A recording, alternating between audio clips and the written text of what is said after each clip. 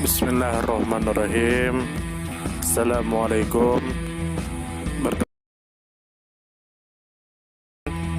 Semoga kita baik-baik saja dan semoga kita masuk surga. Amin. Pengertian rekonstruksi kurikulum 2013. Bahwa kata rekonstruksi berasal dari bahasa Inggris, reconstruct, yang berarti menyusun kembali.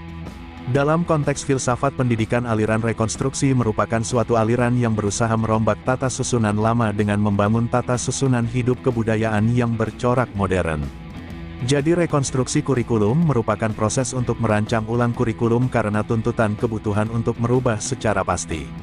Komponen kurikulum merupakan dokumen lengkap yang terdiri dari tujuan program, bahan ajar, strategi mengajar, deskripsi alokasi sumber belajar, metode mengevaluasi hasil belajar dan metode untuk mereview dan adjustment kurikulum itu sendiri. Hal-hal penting yang perlu diingat dalam rekonstruksi kurikulum yaitu kurikulum yang merupakan suatu proses dinamis yang membutuhkan suatu implementasi yang sistemik dan bertahap. Kurikulum hendaknya mempunyai suatu, dibangun dalam sistem umpan balik, yang akan mempermudah proses modifikasi dan penyesuaian dalam proses pembenahan kurikulum. Setiap upaya merekonstruksi, mereformasi kurikulum dapat diduga selalu akan mengalami pola resistensi. Dukungan dekan dan mahasiswa memiliki dampak yang amat berharga dalam proses merekonstruksi kurikulum. Hal-hal penting yang perlu diingat dalam rekonstruksi kurikulum. 1. Kurikulum adalah suatu proses dinamis yang membutuhkan suatu implementasi yang sistemik dan bertahap. 2. Kurikulum hendaknya mempunyai suatu built-in feedback system yang akan mempermudah proses modifikasi dan penyesuaian dalam proses pembenahan kurikulum. 3. Setiap upaya merekonstruksi, mereformasi kurikulum dapat diduga selalu akan mengalami pola resistensi. 4. Komitmen dan konsensus yang luas di antara sivitas akademika adalah krusial bagi suksesnya implementasi rekonstruksi kurikulum. 5. Dukungan kepala sekolah dan siswa memiliki dampak yang amat berharga dalam proses merekonstruksi kurikulum. Rekonstruksi dalam pendidikan didorong adanya tuntutan yang menghendaki agar sekolah berperan mengambil bagian dalam membangun masyarakat masa depan. Hal ini dikarenakan masyarakat mengalami kebimbangan, ketakutan dan kebingungan dalam menghadapi perkembangan zaman. Kurikulum pada semua jenjang dan jenis pendidikan dikembangkan dengan prinsip diversifikasi sesuai dengan satuan pendidikan, potensi daerah, dan peserta didik. Pelaksanaan kurikulum di atas syarat akan berbagai macam kendala seperti tingginya keragaman masyarakat Indonesia, mulai dari dimensi sosial, budaya, aspirasi politik, dan kemampuan ekonomi. Dan keragaman ini berdampak pada kemampuan guru dalam melaksanakan kurikulum. Kemampuan sekolah dalam menyediakan pengalaman belajar juga berpengaruh terhadap kemampuan anak didik untuk berproses dalam kegiatan belajar serta berpengaruh dalam mengolah informasi menjadi sesuatu yang diterjemahkan sebagai suatu hasil belajar. Keragaman masyarakat Indonesia menjadi suatu variabel bebas yang memiliki kontribusi signifikan terhadap keberhasilan implementasi kurikulum yang ada, baik sebagai proses maupun sebagai suatu hasil. Oleh karena itu, kurikulum tidak dapat dilepaskan begitu saja dari konteks realitas kehidupan manusia. Maka, agar anak didik dalam proses belajar mengalami kenyamanan dan kebebasan sekaligus tidak terkungkung oleh sebuah dominasi pendidikan yang sentralistis, termasuk kepentingan sekolah maupun lembaga-lembaga di atasnya. Maka kurikulum pendidikan yang harus digelar adalah kurikulum yang dapat memberikan kebebasan kepada anak didik untuk beraktualisasi sendiri dan mandiri sebangun dengan potensi dan bakat yang dimilikinya. Selain itu pula kurikulum yang memusat harus dilokalisasikan agar setiap satuan pendidikan dapat mengenyam pendidikan yang setara sesuai dengan kebutuhan lingkungan sosial masing-masing. Hal ini menjadi suatu keharusan untuk diberlakukan sebagai upaya penyelamatan pendidikan bagi anak didik sehingga mereka kemudian dapat menentukan nasibnya sendiri. Oleh karena itu, bentuk kurikulum mau tidak mau harus direkonstruksi menjadi kurikulum yang mencerdaskan dan membebaskan siswa dari segala bentuk penindasan, diantaranya mengubah filosofi kurikulum dari yang berlaku seragam menuju kurikulum filosofis yang lebih sesuai dengan tujuan, misi, dan fungsi serta jenjang pendidikan dan unit pendidikan, dalam artian penekanan pada upaya pengembangan kemampuan kemanusiaan anak-anak didik sebagai individu maupun sebagai anggota masyarakat, bangsa, dan dunia harus diutamakan implementasinya. Teori kurikulum tentang konten isi, harus digeser dari teori yang dimaknai sebagai aspek substantif yang mengandung fakta, teori, dan generalisasi menuju pada pengertian yang mencakup nilai, moral, prosedur, proses, dan keterampilan yang harus dimiliki anak didik. Teori belajar yang digunakan dalam lingkungan masa depan yang memperhatikan keragaman sosial, budaya, ekonomi, dan politik tidak lagi hanya mendasarkan diri bersifat individualistik dan menempatkan anak didik dalam suatu kondisi bebas nilai, tetapi harus pula didasarkan pada teori belajar yang menempatkan anak didik sebagai makhluk sosial, budaya, politik dan hidup sebagai anggota aktif masyarakat, bangsa dan dunia. Proses belajar yang dikembangkan untuk anak didik juga harus berdasarkan pada proses yang mempunyai tingkat isomorfosis tinggi dengan kenyataan sosial. Dengan kata lain, belajar berkelompok secara kompetitif dalam suasana positif harus dihidupkan. Sebagai bagian kelengkapan, penting untuk menjadikan kurikulum yang betul-betul menyentuh anak didik sehingga ini membebaskan dan kemudian melahirkan satu proses pendidikan yang mencerdaskan, yang didasarkan pada kurikulum pendidikan nasional, serta berbasiskan kurikulum lokal yang dibuat oleh daerah sebagai pemangku kebijakan terendah dalam pemerintahan. Agar kelak pemerintahan daerah dapat memfasilitasi kepentingan dan kebutuhan siswa untuk memperoleh pendidikan yang sesuai dengan kepentingan siswa tersebut. Adapun langkah-langkah melakukan rekonstruksi kurikulum 2013. 1. Persiapan. Hal-hal penting yang perlu diingat dalam rekonstruksi kurikulum. A. Kurikulum hendaknya mempunyai suatu built-in feedback system, yang akan mempermudah proses modifikasi dan penyesuaian dalam proses pembenahan kurikulum. B. Setiap upaya merekonstruksi/mereformasi kurikulum dapat diduga selalu akan mengalami pola resistensi. C. Komitmen dan konsensus yang luas di antara sivitas akademika adalah krusial bagi suksesnya implementasi rekonstruksi kurikulum.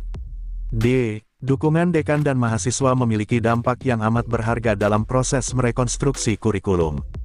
2. Pelaksanaan. Langkah 1. Identifikasi misi institusi dan kebutuhan stakeholders. Langkah 1 seringkali krusial karena misi institusi yang sudah ada jarang diupdate. Sering pula misi institusi telah ditentukan menurut kebutuhan dan prioritas nasional. Walaupun demikian karena kemampuan antar institusi pasti berbeda maka institusi dapat menetapkan misinya sendiri dengan memperhatikan banyaknya stakeholders yang cukup berpengaruh dalam menetapkan profil lulusan. Stakeholders dapat terdiri dari mahasiswa, dosen, administrator perguruan tinggi, lembaga-lembaga reguler maupun profesional, dunia usaha dan industri serta pemerintah. Tim rekonstruksi kurikulum harus menghayati benar diversifikasi stakeholders ini dan sensitif terhadap kebutuhan dan rekomendasinya. Langkah 2, perlu penilaian mahasiswa. Dilakukan analisis kebutuhan berdasarkan kekuatan dan kelemahan mahasiswa dalam upaya mengembangkan metode instruksional yang lebih. Data untuk analisis kebutuhan mahasiswa yang perlu diperoleh antara lain: A. Tingkat kemampuan awal. B. Riwayat pendidikan sebelumnya. C. Pernah dan sukses atau belum pernah belajar mandiri atau dalam kelompok. D. Kemampuan untuk menggapai standar minimal institusi. E. Tujuan dan prioritas perorangan. F. Latar belakang pribadi termasuk alasan memilih institusi. G. Sikap kedisiplinan. H. Asumsi dan harapan mereka terhadap program studi yang diikuti. Langkah 3, penetapan goals dan objectives kurikulum. Goals dan objectives sangat menentukan filosofi pembelajaran dan memberi arah dalam menetapkan model pembelajaran yang efektif, desain dan seleksi instrumen penilaian prosedur penilaian. Proses pembelajaran haruslah inline dengan misi institusi. Tujuan kurikuler harus disusun dalam 3 domain pendidikan, knowledge, skills dan attitudes. Henry dan Lloyd, 1990. Rumusan tujuan kurikuler juga harus memperhatikan hal kontekstual di lapangan, dan kecenderungan-kecenderungan baru seperti pengurangan informasi faktual, active learning, integrasi bahan ajar, keseimbangan teori dan praktek, dan pemberian pengalaman belajar lapangan sedini mungkin. Langkah 4, pemilihan strategi instruksional.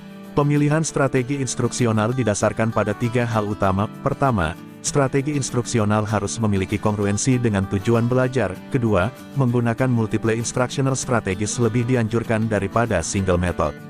Ketiga, harus jelas kelayakan kurikulum dalam konteks ketersediaan sumber daya manusia dan sumber dana. Langkah 5, penilaian terhadap mahasiswa. Pendidikan adalah sebuah proses yang akan membuahkan perubahan dalam perilaku mahasiswa. Jika perilaku yang diinginkan tidak diperoleh, ini akan menunjukkan gagalnya sebuah kurikulum.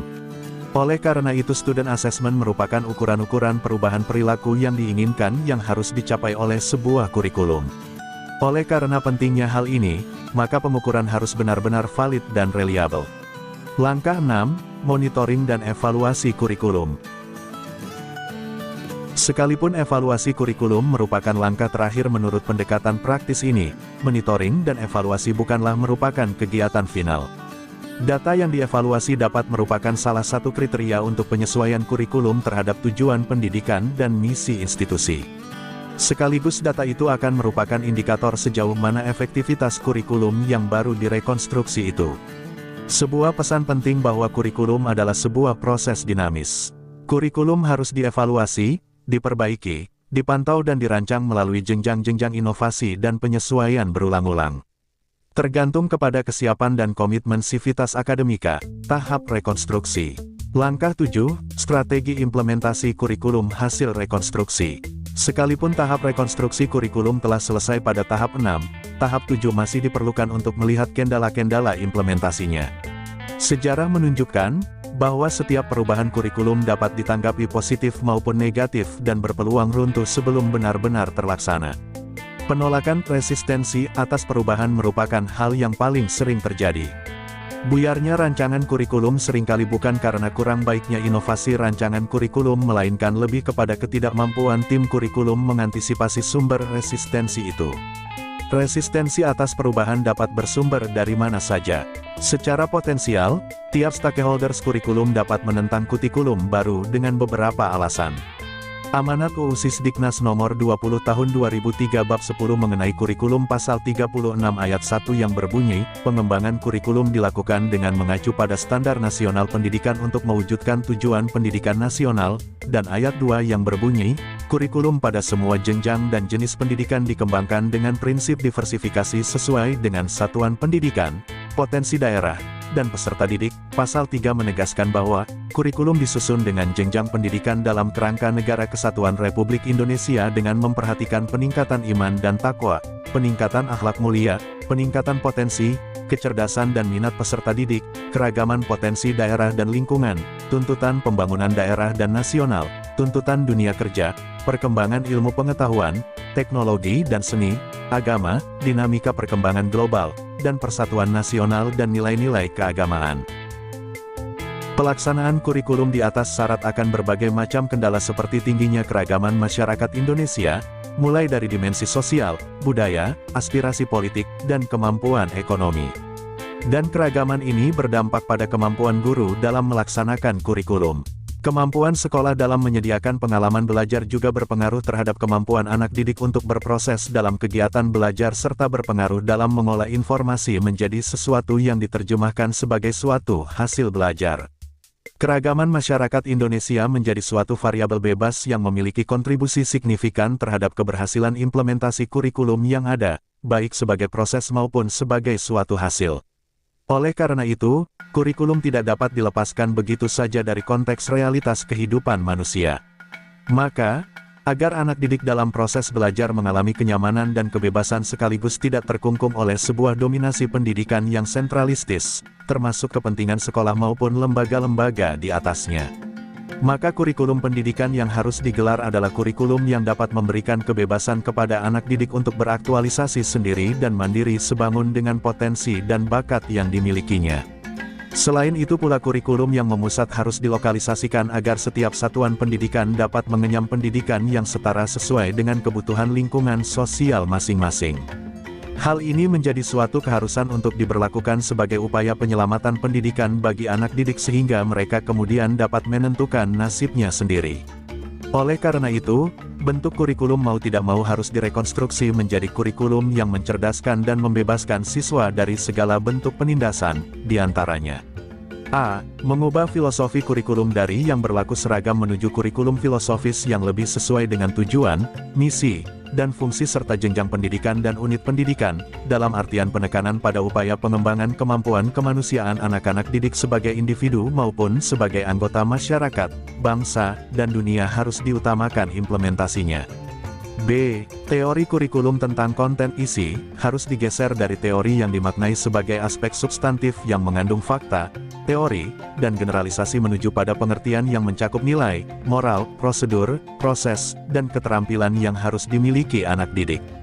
C. Teori belajar yang digunakan dalam lingkungan masa depan yang memerhatikan keragaman sosial, budaya, ekonomi, dan politik tidak lagi hanya mendasarkan diri bersifat individualistik dan menempatkan anak didik dalam suatu kondisi bebas nilai, tetapi harus pula didasarkan pada teori belajar yang menempatkan anak didik sebagai makhluk sosial, budaya, politik dan hidup sebagai anggota aktif masyarakat, bangsa dan dunia. D. Proses belajar yang dikembangkan untuk anak didik juga harus berdasarkan pada proses yang mempunyai tingkat isomorfosis tinggi dengan kenyataan sosial. Dengan kata lain, belajar berkelompok secara kompetitif dalam suasana positif harus dihidupkan. Sebagai bagian kelengkapan, penting untuk menjadikan kurikulum yang betul-betul menyentuh anak didik sehingga ini membebaskan dan kemudian melahirkan satu proses pendidikan yang mencerdaskan, yang didasarkan pada kurikulum pendidikan nasional, serta berbasiskan kurikulum lokal yang dibuat oleh daerah sebagai pemangku kebijakan terendah dalam pemerintahan. Agar kelak pemerintahan daerah dapat memfasilitasi kepentingan dan kebutuhan siswa untuk memperoleh pendidikan yang sesuai dengan kepentingan siswa tersebut. Ketika pendidikan nasional berupaya untuk membebaskan siswa dari belenggu sistem pendidikan yang mengintervensi siswa dengan berbagai macam upaya pengembangan intelektual yang dimotori oleh guru sebagai intervensor, maka sedikit berbeda dengan Freire yang menerjemahkan upaya pembebasan sebagai bentuk pembebasan dari penindasan politik. Pendidikan bagi Freire harus diupayakan untuk mendidik siswa agar dapat turut serta dalam putusan dan tindakan politik, sehingga dalam lingkungan sosial mereka juga memiliki putusan politik. Simpulan, rekonstruksi kurikulum merupakan proses untuk merancang ulang kurikulum karena tuntutan kebutuhan untuk merubah secara pasti. Komponen kurikulum merupakan dokumen lengkap yang terdiri dari tujuan program, bahan ajar, strategi mengajar, deskripsi alokasi sumber belajar, metode mengevaluasi hasil belajar dan metode untuk mereview dan adjustment kurikulum itu sendiri. Hal-hal penting yang perlu diingat dalam rekonstruksi kurikulum yaitu kurikulum yang merupakan suatu proses dinamis yang membutuhkan suatu implementasi yang sistemik dan bertahap. Kurikulum hendaknya mempunyai dibangun dalam sistem umpan balik, yang akan mempermudah proses modifikasi dan penyesuaian dalam proses pembenahan kurikulum. Setiap upaya merekonstruksi, mereformasi kurikulum dapat diduga selalu akan mengalami pola resistensi. Dukungan dekan dan mahasiswa memiliki dampak yang amat berharga dalam proses merekonstruksi kurikulum. Langkah-langkah melakukan rekonstruksi kurikulum adalah yaitu yang pertama melakukan persiapan setelah itu melakukan pelaksanaan setelah merekonstruksi kurikulum tersebut. Kurikulum rekonstruksi sosial merupakan kurikulum yang bertujuan mempersiapkan peserta didik agar dapat menghadapi tantangan dalam dunia kerja. Kurikulum ini menuntut sekolah untuk dapat mengembangkan kehidupan sosial siswa dan bagaimana siswa dapat bergabung atau berpartisipasi dalam kehidupan masyarakat. Daftar pustaka 1. http://ofikansem.blogspot.com/2013/03/model tanda hubung bentuk tanda hubung kurikulum.html 2. http://thp.fpic.up.ac.id/wp tanda hubung konten /uploads/2014/10/mp tanda hubung rekonstruksi tanda hubung kurikulum.pdf 3. Nainum Naim dan Ahmad Sauki 2008 Pendidikan Multikultural Yogyakarta Arus 4. http://kurnia tanda hubung yalit.blogspot.co.id/2015/04 makalah tanda hubung pengembangan tanda hubung kurikulum.html. Terima kasih, semoga kita baik-baik saja, mohon maaf. Terima kasih, semoga kita baik-baik saja, mohon maaf.